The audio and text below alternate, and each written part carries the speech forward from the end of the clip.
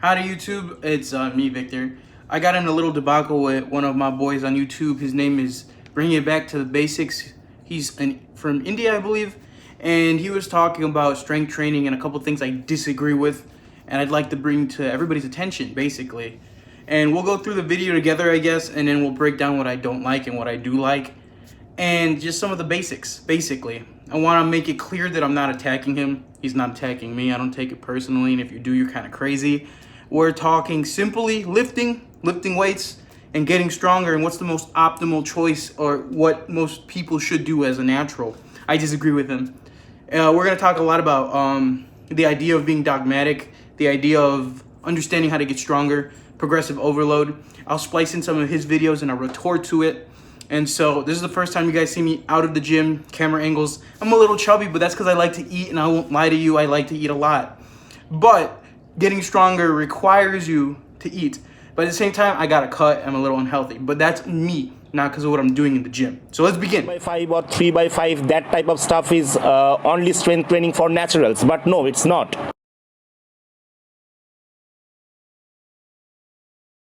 Not saying that these type of programs are bad programs for athletes or even general people, because tons of people got results following them. But my point is, it's not the only way of strength training, or I would rather say general strength training. When you give people many options and say, hey, these are few ways to reach your goals, now choose according to what you like or what you have access to, people can't take that type of freedom. They freak out. Sometimes they will. All right, so one of the first things he brings up in his video at around the 2-minute mark to 2 minutes and 30 seconds, the clip will be shown, is that I have this dogmatic mindset of what strength training is. He wants to argue, when one of his big arguments here is that strength training and general strength training are two different things, which I sort of disagree with. Well, for starters, powerlifting, Olympic weightlifting, and bodybuilding are not strength training. So powerlifting is not strength training for various numbers of reasons.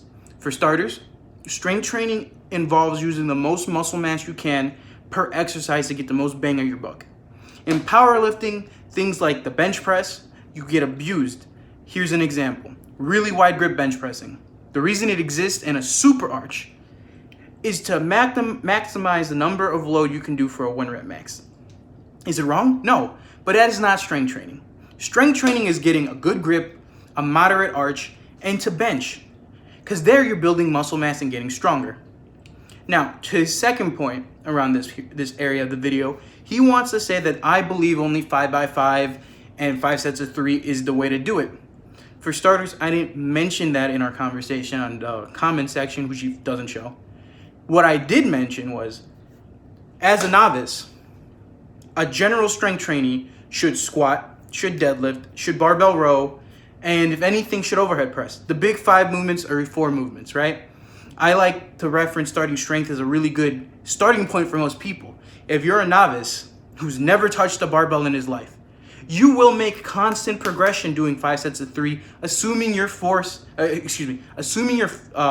is perfect. What I'm saying is, learn to squat, learn to bench, learn how to overhead press, and learn how to deadlift. You get good at those movements, you will gain muscle mass. And the reason for this is that if you're a pure noob, and I wish I was still a noob, you can gain muscle so fast. You can literally recover within 48 hours of a session and add another 5 pounds to the bar and continuously get stronger. As you're a noob, all you need is a little bit of stress to get stronger. As you get bigger and better, like an advanced lifter or an intermediate, consistently adding weight to the bar is impossible. So he clearly just looked through my YouTube channel, and recently I've been doing heavy, light, medium, which I wanted to run it out. I kind of just felt like it was a good idea, and I'm just gonna go back to the basics. And what he saw was that I was doing 5x5s. For a while for about a month. And right now I'm doing 5 sets of 3. And the reason for this is completely different. Not different per se, but rather the reason I'm doing it. Here's the logic to it. I'm an intermediate, and he doesn't understand what an intermediate is, which is fine. I did my 5x5. I started with 350, and now I'm all the way at 380 on squat for pounds. 5 sets of 3.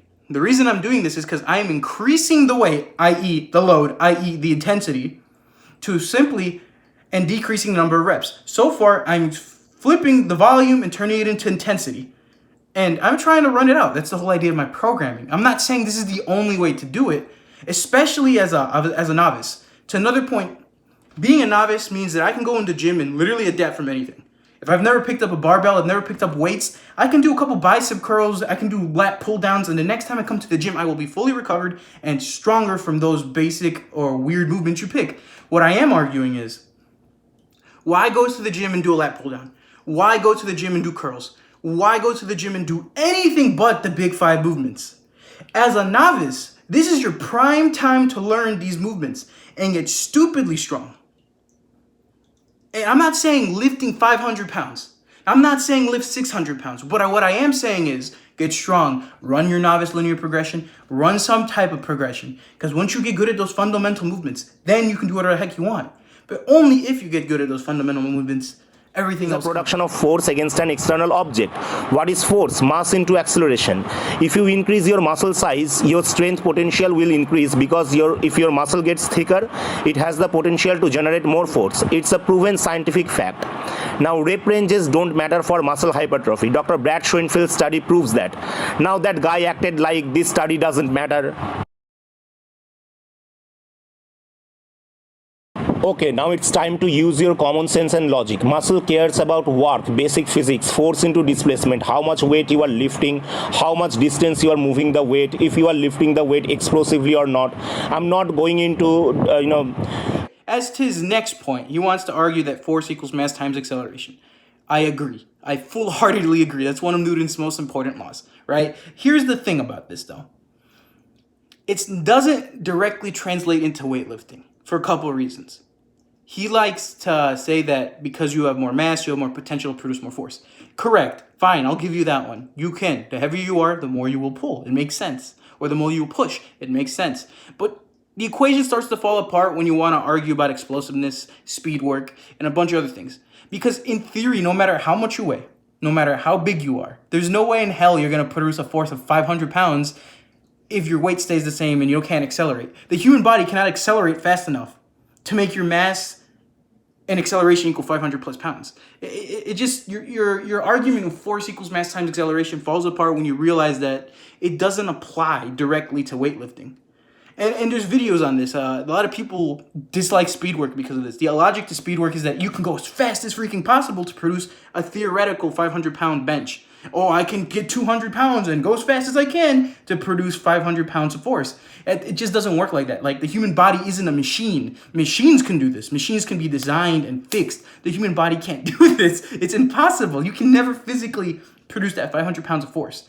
And so I hope that clears it up. I'm not disagreeing. Newton law does matter, but it's just not applicable to this situation. Less work than 10 reps with 70 kilo. I never said that you have to do higher reps or 100 reps, but I said that it's totally possible to build muscle mass with higher reps whether you are natural or not. I repeat, it's totally possible to build muscle mass with higher reps whether you are natural or not. Lyle McDonald also said that why are you not doing 3 sets of 10 instead of 5 by 5? It will take less time at gym and it will give you almost same hypertrophy. Right, moving on to our next point, he wants to argue that 3 sets of 10 and 5 by 5 are the same thing. You'll get the same muscle hypertrophy. Okay, muscle hypertrophy, what it literally means is gaining muscle. Literally, it just means gaining muscle. Google it. That's straight up what it is. But point being, I'm not arguing don't do 3 sets of 10. What I am arguing is that why would you do 3 sets of 10? Listen, if I'm squatting, let's just give an arbitrary example, 185 for 3 sets of 10. It can be done. I could do it, but the next day I'll be sore. Why do you want to be sore?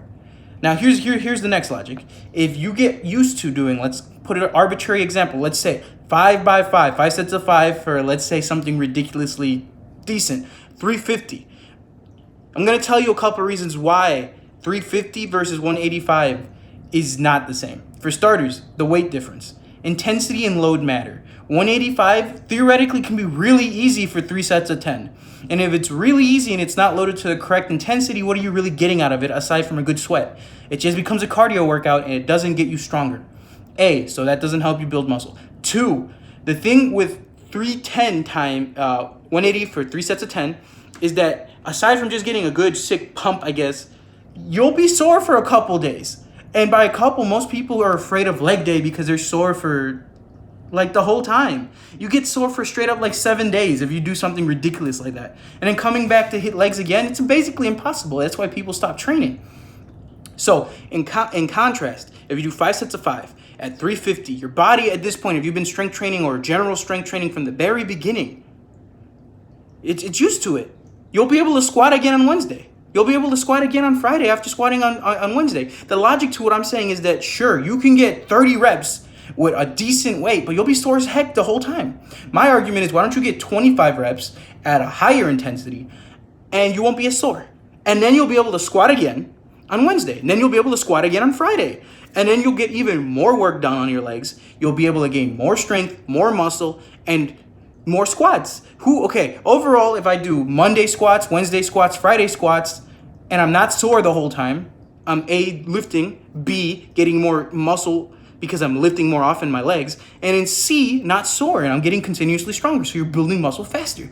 The idea of doing 3 sets of 10, it works, but most people, when they do 3 sets of 10, will be sore. So you cannot squat again Wednesday. Maybe you'll squat Friday, but not to the right load, and you just won't be strong and get strong as fast. It's that simple. The more often you do something at a higher intensity, the stronger and bigger you will get.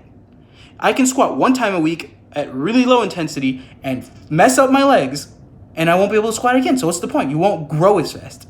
And what I'm saying is that as a natural lifter, you want to get bigger and stronger, to keep growing, to get more muscle mass. Someone is enjoying something, they will stick to it, and if they progress, they will get results. Yes, exactly. If someone works out and gets progression and gets stronger and they'll make progress, of course, and they'll stick with it. That's the whole idea of strength training, general strength training. Squat 3 times a week, you won't be that sore. Squat bench twice a week, you won't be that sore. Deadlift pretty often, you won't get that messed up as a novice, and you'll make really good progression. That's why people stick on these programs. That's why starting strength works. That's why strong lift 5x5 works. I'm done. Okay. That guy also said, I don't understand how strength transfers in field sports. I will say that he doesn't understand basic physics. And I am not a physics expert, by the way. I'm just talking about basic physics. Let's say you are a fighter and you want to punch or kick someone. You are trying to generate force. Force is mass into acceleration. Now, if you build your mass by doing higher rep training, does it matter for generating force? No, because mass is same. And for acceleration, you have to do sport specific training. In this case, heavy back training, sparring, etc. Have you ever seen a guy in UFC who comes 2 pounds over his weight class in weigh-in is being asked that how he got that 2 pounds of muscle by doing lower reps or moderate reps or by doing high reps? No. He has to lose that 2 pounds because he has the potential to generate more force. Can he bench press 315? Maybe, maybe not. Okay. Now, Jesus Christ. I'm sorry, guys. It's just that after hearing that, it defeats me inside a little bit. I don't think he understands what I'm trying to say. What I am trying to say here is that if you get good at the fundamental lifts and you get pretty strong, I'm not saying 500, I'm not saying 600 pounds, I'm just saying strong, okay? You get strong at your basic lifts, you will have a really good transfer to your sports-specific training. Sports-specific training, in this case, can be basketball, it could be football, it could be boxing, it could be UFC, right? He wants to name a fighting one, and I'll get to it in a second. So, what I'm saying is that if you get really strong on squats, you'll get really big and really jacked. You get really big and really jacked, it's harder to get tackled. It's harder to get, and it's easier to tackle. Now, if you get really big and really jacked, plus your sports-specific training, you'll be even better at the sport. Another example, you get really big and really jacked. I'm not saying really jacked, but like you get strong, and then you're playing basketball plus strength, you'll be able to drive in and do your layup real easily. I'm telling you to get strong and to practice your sport, which is why these athletes have strength and conditioning coaches. They get them strong while they train in their specific sport to get good at the sport. Now, to bring up his really messed up idea of force equals mass times acceleration, he wants to argue is that fighters weigh in at the same weight so they can be stronger, sort of. Maybe I'm just dumb and don't understand what he's saying, but no, that's not how it works. Weight classes are made to make it theoretically fair for each fighter to fight each other without having a huge weight discrepancy where you're going to get flattened by a 200-pound man versus a 115-pound fighter, right? In boxing, it just makes no sense to have a 115 flyweight to fight a heavyweight champion of the world, right? You won't see Chocolatito fight fucking Deontay Wilder. It makes no sense. But what I'm saying is they get strong and they apply it to the sport. So the reason they weigh in is to make it fair and skillful in theory. So you guys will be around the same strength level. You'll be around the same strength level, so it's easier. Now, what separates you guys within these weight classes is not the strength. It's going to be your skill within the sport. So that's why it goes hand in hand. Strength and conditioning is going to be theoretically on the same level, right? For these guys weighing in the same 115 weight class or the heavyweights. They should be on theoretically strength the same. But what diversifies is good fighters and bad fighters, it becomes the skill at your sport. And the better you are at your sport, it doesn't just matter on strength, but the better you are at that specific skill, i.e. the jab, dodging, weaving, that's the difference, right? That's why it's important to practice both. I don't think he understands that. If you get stronger, it's harder to lose a fight. I mean, another thing I don't understand what he's trying to say is punching somehow has to do with force equals times mass acceleration. No, I mean, it does kind of, but most of that's in your hips and it's a lot of generation. It's not that simple. Like, you can be a 200+ pound man and not know how to throw a punch, and that doesn't matter, right? Like, if you don't know how to execute your fucking jab, what's the whole point? And it just, if you don't have the fundamentals, footwork, if you don't have the fundamental hip drive to throw a right cross or whatever, I mean, if you can't use your body, it doesn't matter how much you weigh, you can barely punch and it's not going to feel. It's, again, there's a lot of exceptions. F equals MA is a beautiful equation, but it doesn't necessarily apply to everything a human does physically, because we're applying force from our legs, our hips, and we're just punching. That's completely different. I hope that makes sense to you guys. To general training and your individual sport specific training, human body is very, very, very specific. You can watch my video on Greg Doucet's statement that cardio is better than strength training video. I discuss that. I discuss this topic in every single video, I guess. By the way, it even agrees with me. If you do general strength training, i.e. getting stronger or slowly adding weight if you're a novice, Jesus Christ, he just agreed with me. I don't know what the hell he's arguing anymore. Point. You are doing first set, let's say 20 reps, and then second set, let's say you are doing 12 reps, because if you hit muscle failure, you can't do exact same reps in the second set. Now, if you are doing 2 sets every day or maybe 6 days a week, that's 12 to 14 set high rep sets. Maybe intensity is not that high, because in exercise science, intensity is the percentage of your 1 rep max, but it's sufficient workload to make very significant amount of gains very fast if you are applying the principle progressive overload. Your chest, triceps and front deltoid will reach their genetic potential very fast. All right, now he goes into the example of push-ups, and I think we have to break this down a little bit. Okay. So for starters, let's talk about the keys of getting stronger and progressive overload. Progressive overload can mean a various number of things. Progressive overload is either adding a rep, adding weight, or adding a set, right? And he's trying to argue intensity is a certain percentage your 1 rep max. Yeah, I agree. But here's what he's missing out, and the most important part about this. Programming isn't as simple as doing 20 push-ups to failure and then doing another set of push-ups to failure and then the next day doing it again and getting a little bit better. I mean, you can do that in theory if you're a noob. Again, you'll be stronger the next time. But what I am arguing is that instead of going to failure, you work at the right intensity, i.e. around 80%, and then slowly add weight to that. You start, you do sets and reps. The reason for this is that you won't tax yourself to failure. Taxing yourself to failure, as I've stated previously, is too intense. You're going to be sore for a really long time, so then doing push-ups again is going to be meaningless. Instead of that, I tell the guy who wants to get good at push-ups to add some weight to himself. Do 5 sets of 5 with 20 pounds on your back.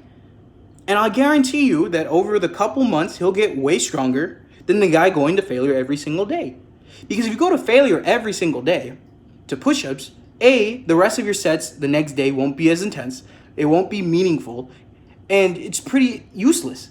Versus if I'm going to be smart about it, I'm going to do push-ups on Monday, 5 sets of 5. Cool. I'm going to do it, let's say at like 20 pounds on my back. Wednesday, I do it again. 5 sets of 5, I'll add 25 pounds to my push-ups. Friday, 30 pounds to my 5x5 push-ups. In theory, that guy is getting 75 total reps over the entire week and progressively adding weight to his push-ups. While the guy you're saying is going to failure, maybe getting more reps, but at the end of the day, you won't be able to realistically do push-ups on Wednesday or Friday because you'll be too sore from it. And that's my whole point. If you work at the right intensity, slowly increase weight, i.e. progressive load or overload, or increase weight, decrease volume, it's a lot of things that go into that. It's not as simple as let me grind out push-ups. It's just programming is so nuanced to where what he's trying to say makes no sense for the average person trying to get stronger, even if you're trying to get stronger at stuff like push-ups. So that's pretty much all he has to say in the video. The last couple of minutes aren't too important to my topic, and I think I'll just be repeating myself about volume, intensity, and strength, and how to manage fatigue and keep getting stronger. If you guys want a more intense breakdown of that stuff, I could make a video, but I don't think I need to. Point being, I disagree with everything he says for the most part. I feel like he's lost, and I feel like he's never actually gotten strong. And I don't want to mean that as a diss, because the last part of his video, he's talking about getting strong with just body weights, etc., which is totally fine. If you want to do that, go for it. I'm not going to force you to get under a barbell and learn how to squat, but I will tell you that whatever you're doing isn't the most optimal way to gain size and strength. I will tell you what is the correct way of getting size and strength, which is literally doing the fundamental lifts and progressively overloading on them like a linear progression. Either way, thank you for watching. This video has been way too long. I normally don't do response videos, but this is what's going to happen if people keep saying some stupid shit in the comments. But I love you all, and peace.